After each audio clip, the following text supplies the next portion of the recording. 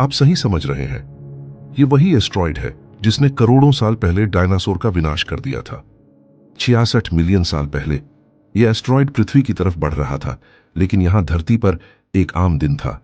जंगल में डायनासोर घूम रहे थे, आसमान में टेरोसौर उड़ रहे थे और समुंदर में बड़े बड़े मॉन्स्टर्स घूम रहे थे। धरती जीवन से भरी हुई थी, सब कुछ शांत था। लेकिन तभी एक 10 किलोमीटर चौड़ा एस्टेरॉयड 70,000 किलोमीटर प्रति घंटे की रफ्तार से धरती पर टकरा गया और एक पल में सब कुछ बदल गया।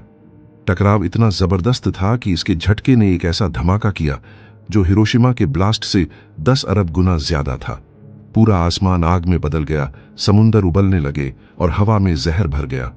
दिन एक पल में अंधेरे में बदल गया और धरती पर मौजूद एक चौथाई जीवन पल भर में नष्ट हो गया। उसके बाद भी जो बचे वो धुएं और राख में दम घुटकर मर गए और कुछ ही दिनों में धरती पर जीवन का 75% हिस्सा मिटा दिया गया। डायनासोर जो धरती पर 16 करोड़ साल तक राज करते रहे, वो एक ही पल में इतिहास बन गए। पर यह सिर्फ एक तबाही नहीं थी। ऐसा लग रहा था जैसे प्रकृति ने रीसेट बटन दबा दिया हो।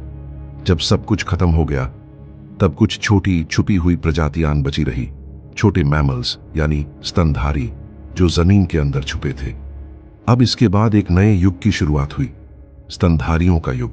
और इसी युग से इंसानों की कहानी शुरू हुई। लेकिन सोचो, अगर वो एस्टेरॉयड थोड़ा सा पहले या थोड़ा सा बाद में टकराता, या फिर टकराता ही नहीं, तो शायद डायनासोर आज भी जिंदा होते और हम शायद कभी पैदा ही नहीं होते। एक एस्टेरॉयड ने पूरी दुनिया मिटा दी, लेकिन शायद उसने ही एक नई दुनिया को भी जन्म दिया।